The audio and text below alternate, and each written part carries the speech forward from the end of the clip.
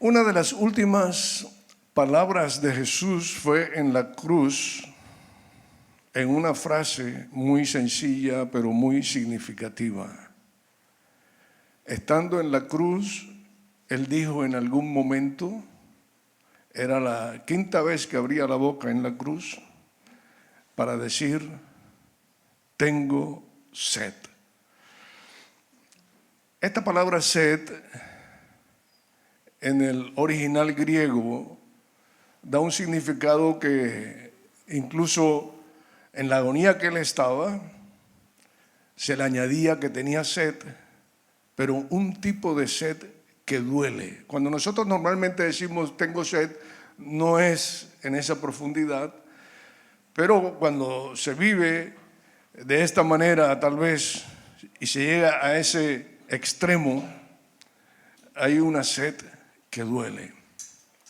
Esto me hace sentir o creer más bien que Jesús era todo hombre, así como también era todo Dios, y como hombre en esa situación Él sintió sed. Acordémonos que Él estaba allí colgado representando a toda la humanidad, a ti y a mí.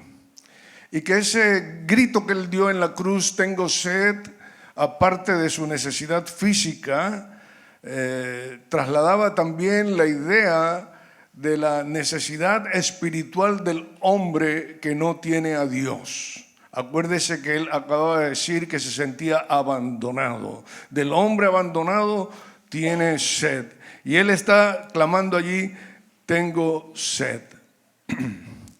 Hoy el hombre sigue buscando cómo calmar esa insatisfacción, buscando éxito en la vida, fama, placer, riquezas, sexo, saber, en lo material, buscando el iPhone último, como lo acabamos de mencionar, y el último automóvil, la mejor casa, y el hombre sigue buscando cómo calmar su sed.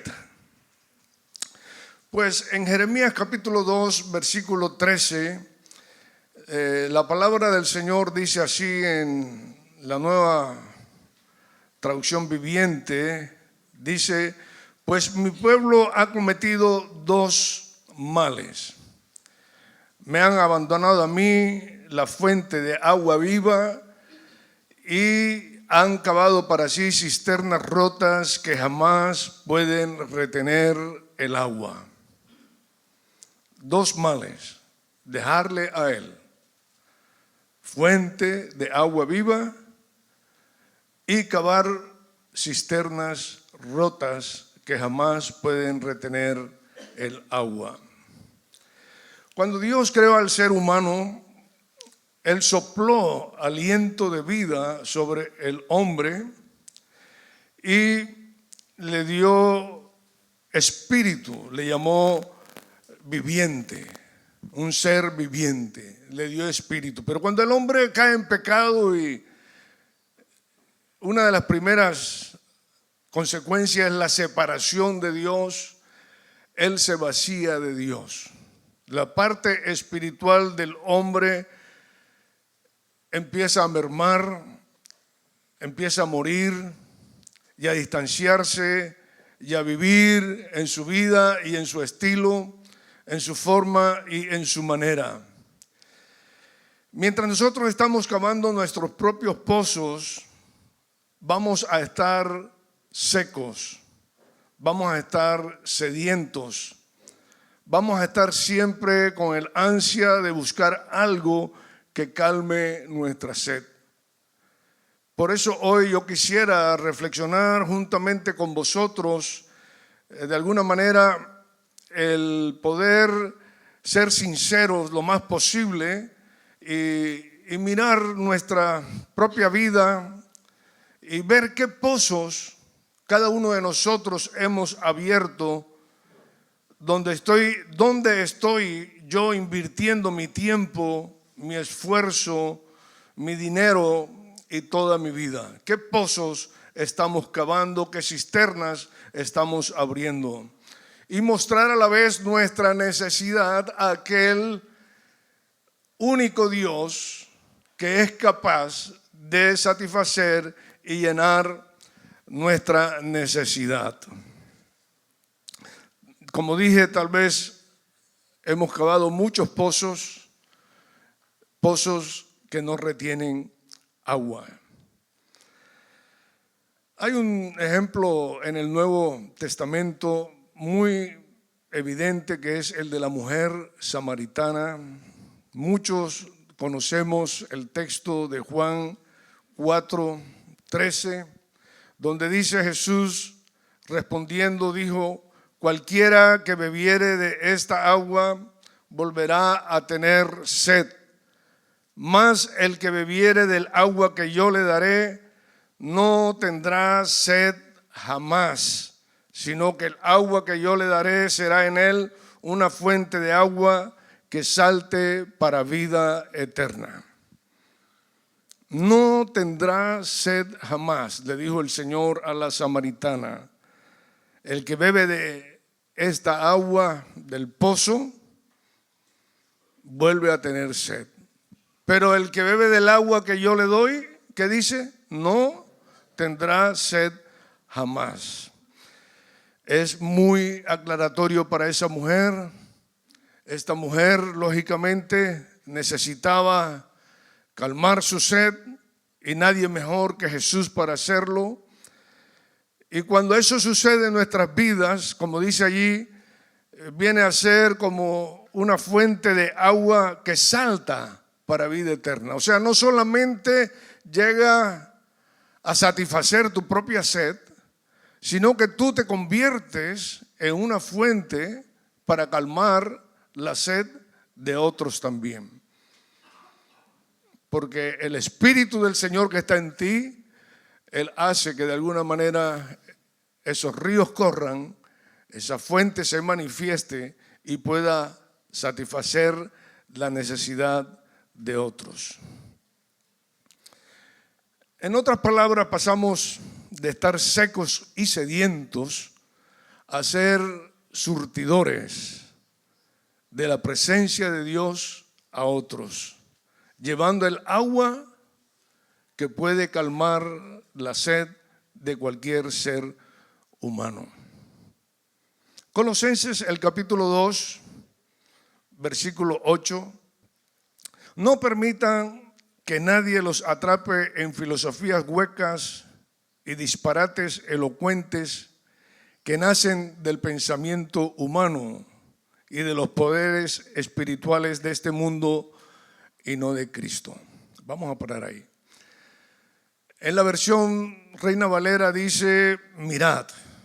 O sea, observad bien, mirad con atención que nadie os extravíe. Entonces, Pablo se propone a escribir esta carta con el propósito de que los hermanos de Colosas tengan suficiente razón como para no ser desviados, y les va a dar, es como si los estuviera preparando para darles una clave que es inconfundible para no extraviarse. Y él está diciéndole: presten atención. ¿Por qué? Porque la iglesia que estaban haciendo era una iglesia que estaba siendo rodeada de ideologías y de religiones. Entre ellos, pues, estaban los judíos, los judaizantes, que querían hacer volver a los primeros cristianos otra vez a la religiosidad de los judíos, guardando la ley de Moisés. Entonces era una presión fuerte por parte de los judíos sobre los primeros cristianos. Y por otra parte estaban los gnósticos, que eran más filosóficos que religiosos, y usaban la figura de Jesús como un ejemplo de alguien que puede llegar a ser lo máximo. En este caso ellos llamaban esferas, y para ellos Jesús había llegado a la máxima esfera como un ángel. Y confundían con estas ideologías y con esta religiosidad a los primeros cristianos. Entonces, Pablo escribe a ellos precisamente para afirmarlos en la fe de Jesús y para decirles que Epafras, que fue el que fundó esa iglesia, no fue Pablo, lo había hecho bien y les había dado base suficiente para arraigarse y cimentarse en la fe de Jesús. Pero sin embargo, él sigue en el versículo 9 y dice, una vez que les llamo la atención, que no se dejen atrapar por esas ideologías, les da un fuerte principio para sus vidas, una fuerte revelación para sus vidas. Y les dice, pues en Cristo habita toda la plenitud de Dios en un cuerpo humano. En Cristo habita toda la plenitud de Dios en un cuerpo humano. Esta palabra plenitud es una palabra griega que es pleroma y su significado es plenitud. Es una palabra que fue tomada de la terminología naviera cuando ellos querían decir que iba un barco para determinado puerto y querían decir que ese barco iba repleto de todos los abastecimientos que esa región podía necesitar. Entonces ellos decían que el barco era un pleroma o iba lleno, iba pleno, que llevaba todo lo que la gente de la región podía necesitar. Eso era lo que sucedía en Cristo. Cristo era el pleroma de Dios, en este caso venía lleno de Dios, venía repleto de Dios. Cristo venía cargado de Dios, venía desbordado de Dios y traía todo lo que el hombre podía necesitar. Vino a traer luz, vino a traer vida abundante, vino a traer verdad. Él traía todo lo que el hombre natural podía necesitar para tener una reconexión con Dios. Podríamos decir, como decimos hoy en día, Jesús venía full de Dios, para entendernos. Así venía él, lleno de Dios. Juan, el apóstol, está escribiendo acerca del verbo de Dios, que es Cristo. Dice que en él estaba la vida y la vida era la luz de los hombres. Y la luz en las tinieblas resplandece. No era él la luz, Juan, sino que era el testimonio de esa luz que venía a este mundo, la luz verdadera que venía a este mundo para alumbrar a todos. Entonces Juan lo que está diciendo, anunciando, ahí viene el barco lleno de vida abundante. Ahí viene el barco lleno de luz para los que están en oscuridad. Y añade en el verso 14 del capítulo 1 de Juan, aquel verbo fue hecho carne y habitó entre nosotros. Y vimos su gloria, gloria como del unigénito del Padre, ¿cómo?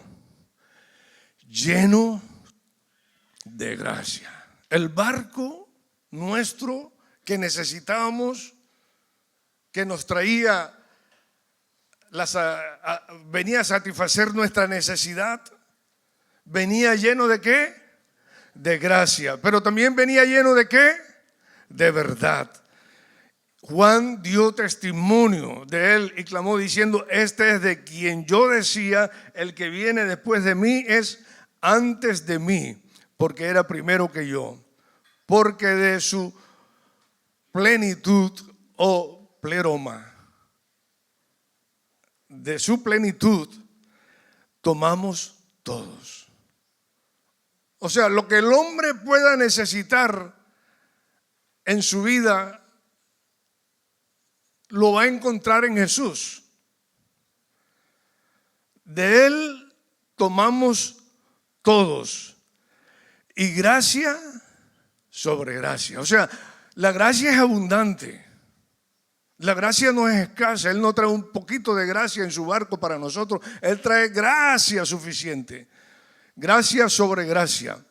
La ley por medio de Moisés fue dada, pero la gracia y la verdad vinieron por medio de Jesucristo.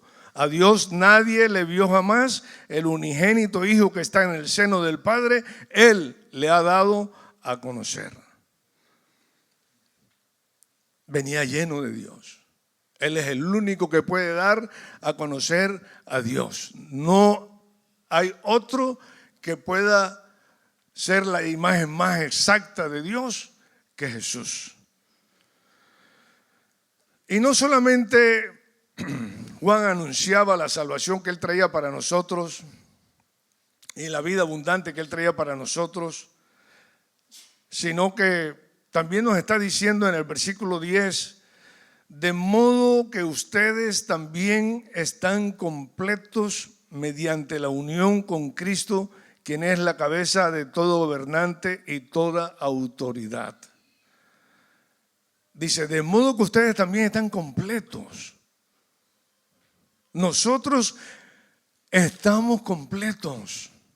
No necesitamos, por eso le está diciendo 2 versículos antes, miren, no necesitan ideologías, no necesitan más religión.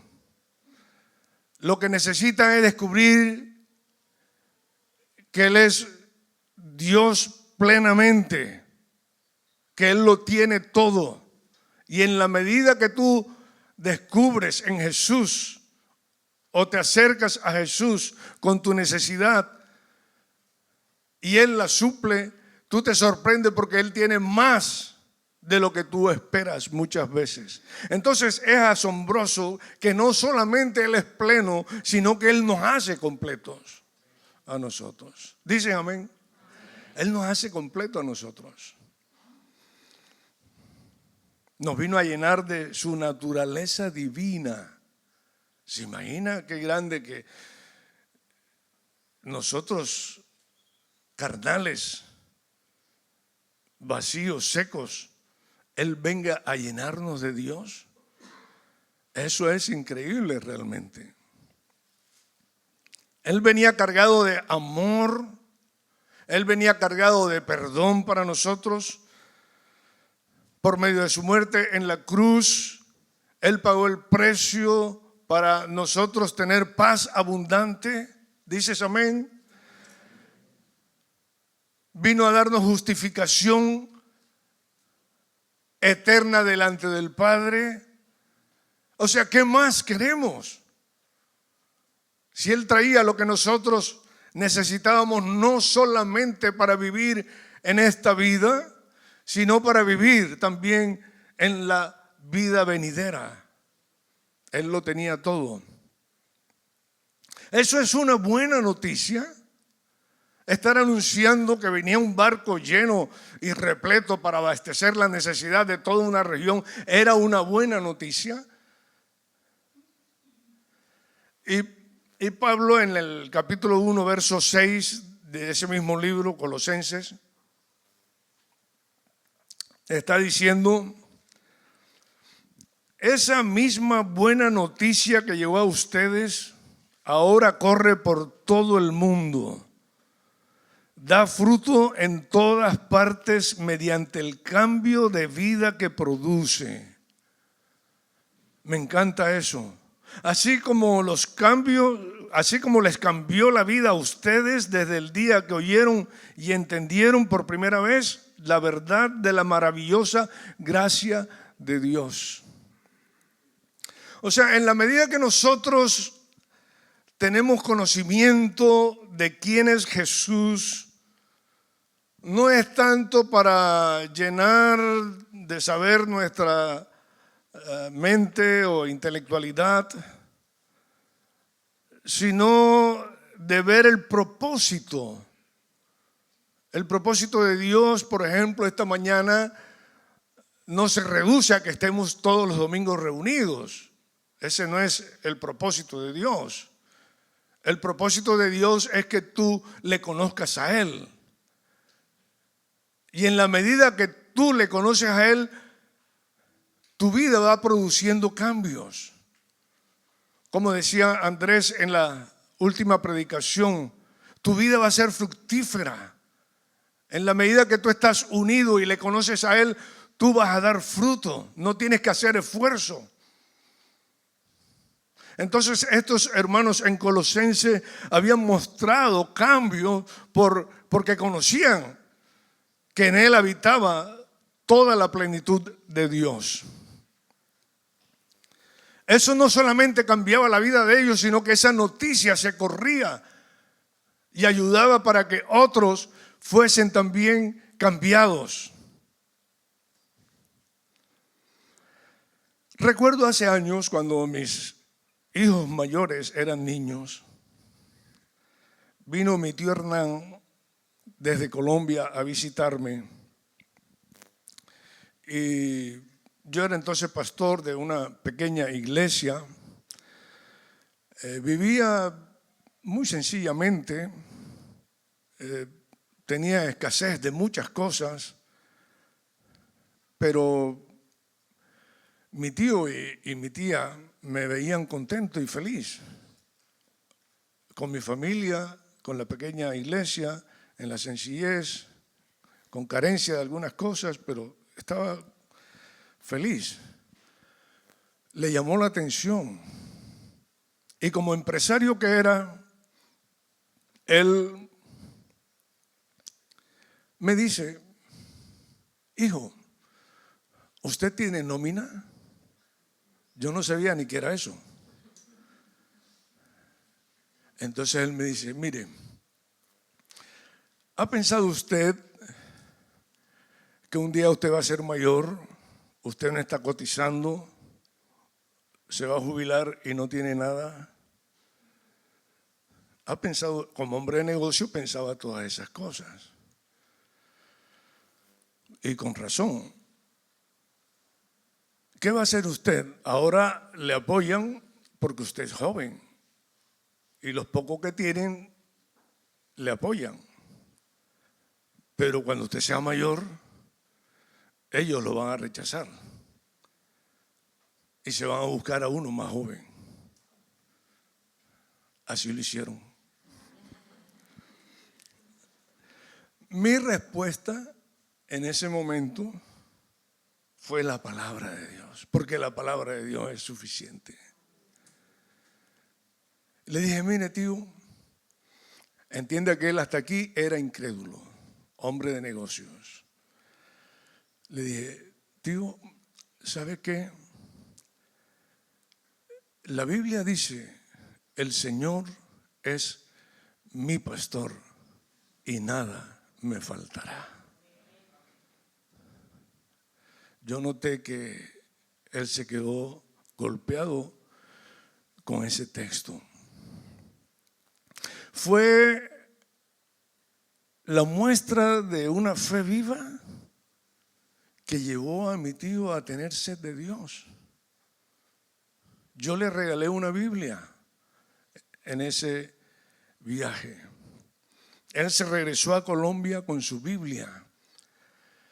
La leía y la releía y la releía cuando nunca la había leído. No había tenido tiempo para Dios. Cuando él muere, yo voy a su entierro. Mis primos sacan la Biblia y me la muestran. Yo empiezo a revisar la Biblia y ellos me dicen: Andrés, mi padre siempre hacía mención de este momento, de cuando le dijiste tal cosa del Salmo 23. Yo abrí la Biblia, estaba bastante usada, pero muy manoseada justo en el Salmo 23. El Señor es mi pastor y nada me faltará. Era un hombre que lo tenía todo aparentemente,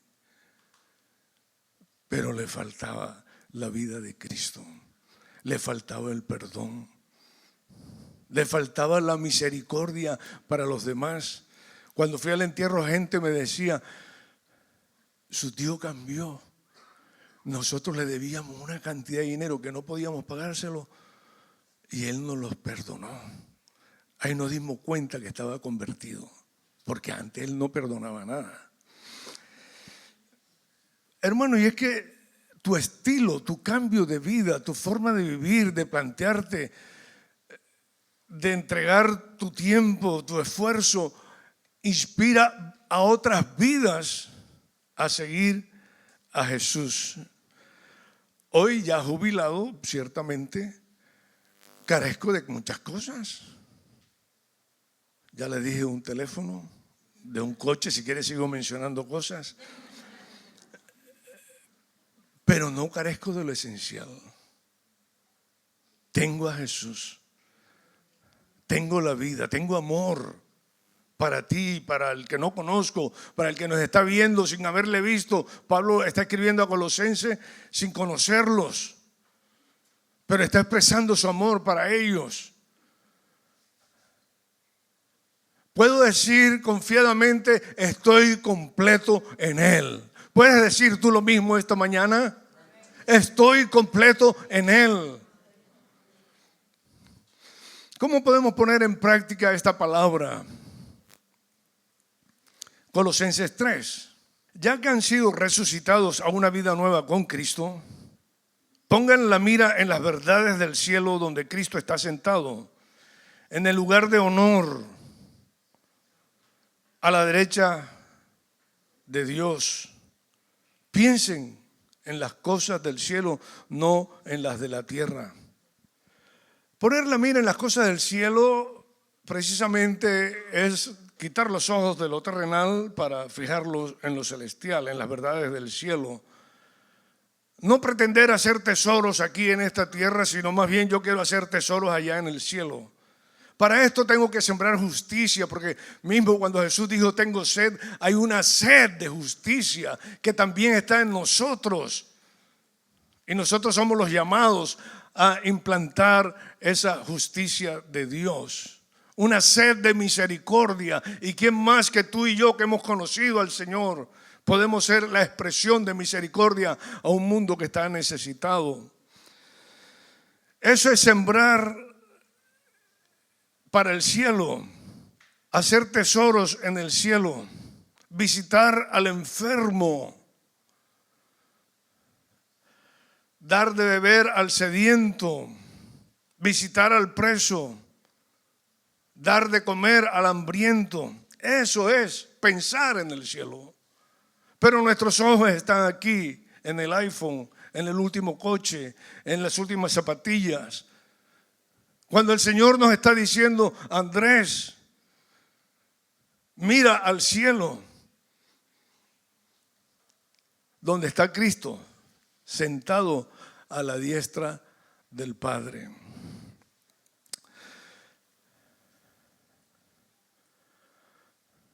Tapemos todos los pozos que hemos abierto y esto nos ayudará a vivir una vida plena, completa en Dios. Ejemplos sencillos. La tarjeta de crédito. No les voy a decir, levanten la mano los que tenemos una tarjeta de crédito. Pero todos tenemos. ¿Cómo la manejamos? Compras compulsivas, materialismo que nos llama, nos atrae, se nos mete por los ojos. Ahora no necesitamos ni ir a la tienda, ya te lo mandan a la casita. Tú crees, uy, qué buena cosa que me lo traen, pero estás invirtiendo a veces de mala manera, porque hay cosas que ni necesitas, pero las estás comprando. ¿Qué tengo que hacer? ¿Esconderla? ¿Dársela a mi esposa? No, a mi esposa no. Más bien es al revés, en el caso mío. Bien, entonces,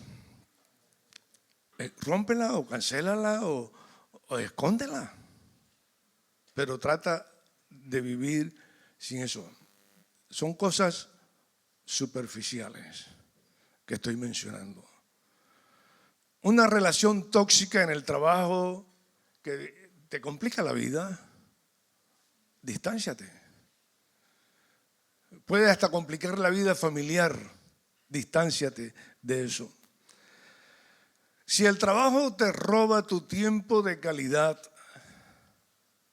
para tu propia familia y para Dios, pues reduce las horas de trabajo o cambia de trabajo. Pero busca soluciones que te van a ayudar para poner la mira en las cosas correctas. Ojalá esos sean los pozos que fácilmente podemos ir cerrando. Pero en Colosenses, cuando dice, si ustedes han resucitado con Cristo, pongan su mira allá y ya no en la de la tierra, inmediatamente en el verso 5 dice, hagan morir lo terrenal en vosotros. O sea, cuando algo se muere, ¿qué pasa? Se tiene que enterrar. Entonces, nosotros que hemos pasado de vivir una vida antigua a una vida nueva, hacer morir lo terrenal en nosotros, inmoralidad sexual, dice, impurezas, bajas pasiones, malos deseos. Si esos pozos están abiertos, ciérralos, hazlo morir y entiérralos. Esto ya es un poquito más complicado. Avaricia también está incluida. Luego sigue la lista, el enojo, la ira, el comportamiento malicioso, las calumnias, el lenguaje sucio, la mentira. Tapa todos esos pozos. Porque ustedes, dice en el verso 9, ya se han quitado la vieja naturaleza pecaminosa y todos sus actos perversos. Vístanse de la nueva naturaleza. Se renovarán a medida que aprendan a conocer a su Creador y se parezcan más a Él. Pero date cuenta la importancia. Hay que aprender a conocerle a Él.